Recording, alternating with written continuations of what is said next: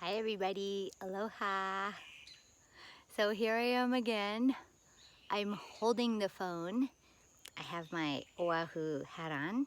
So today I would like to again tell you some of the tsunagari connection that I find between Japanese and maybe not necessarily Hawaiian Pidgin English, but like words that are commonly used in Hawaii. So I guess it is part of Hawaiian Pidgin English then, right? Because that's what we talk like over there, right? Everybody. My ohana in Hawaii. How you holding up? Thinking about you. Praying for you guys all the time. Anyway, so this one is a word in Japanese called Hazukashii. Hazukashii means kind of like shame in a good way, like in kind of a cute way. Hazukashii means like, if you say it in a serious way, like hazukashii, it means I'm embarrassed. But if you say hazukashii, it's like if somebody tries to pass you the karaoke microphone and you don't want to sing because you're a little bit like shamed to do it, you say hazukashii, chotto hazukashii, kedo yaru yo. Like, I'm a little bit embarrassed, I'm a little bit shamed, but I'll do it, right? So I noticed that when I was in high school, go Trojans, Millennium High School, some of my like Japanese descendant friends, so basically maybe grandma or great grandma came to Hawaii, and so they would be like third, fourth, fifth generation Japanese American. Anyway, so in our Pidgin English, sometimes people would say like, shame, like, I don't want to do it, shame. And my dad used to think that shame was like, shame on you kind of shame, right? Shame on you. And shame on you, or like, not what a shame, but like shame in a very serious way. In Japanese would be like haji o kaku, like it's a shame on your name or something, but hazukashii, like shame, is kind of like, I'm a little embarrassed. It's like a really cute way of saying it.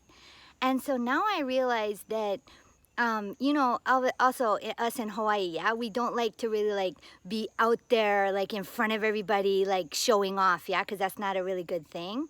So I feel like into Pidgin English, this concept of hazukashii, like shame, like I'm shame, I don't want to do it, shame, I'm shame, that kind of talk possibly originally came from Japanese, from the concept of hazukashii, like that. So if you hear somebody in Hawaii say, shame, I don't want to do it, shame, I'm shame means kind of like, I'm a little nervous, like I feel a little embarrassed, I'm shy, in a very cute way. So it sort of now in Japan is connected to kind of like the kawaii bunka, the cute culture over here. So shame, even though it's kind of a strong word in the English language, if the root is actually hazukashii, is actually kind of a cute word in Japanese. So that's an interesting connection that I noticed.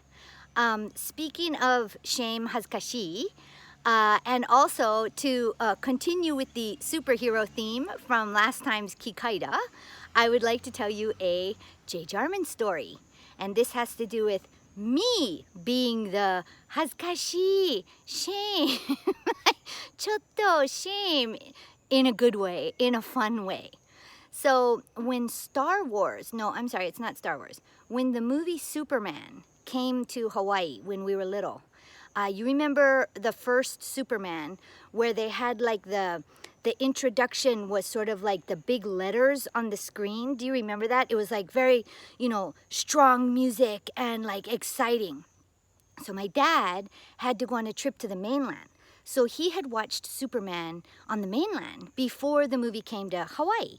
So my dad was like, okay, you guys, we gotta go see Superman. My dad loves movies, and so do I. And every time we go to movies, it's like a really big deal, yeah? Because they were kind of expensive, and you had to go down to Waikiki to the big theaters and whatever, and everybody would always line up for the movies to buy the tickets because there was no online ticket buying. So we went down there, and we're gonna watch Superman, and it's the whole family, and I think probably a couple of my friends, maybe some of you guys were there with us. Anyway, so we went down, we wait in line, and we get into the theater, and my dad knows how the movie is gonna start, right? So my dad had prepared So it was really crowded. So we only got to sit like in the front first or second row. It's kind of close, but it's okay because we were there for Superman. We were so excited. So we get up there, we sit down, and my dad's like, okay, I go in the bathroom. Yeah, I'm going to the bathroom a little bit. Yeah, just come back right away. So he goes back there.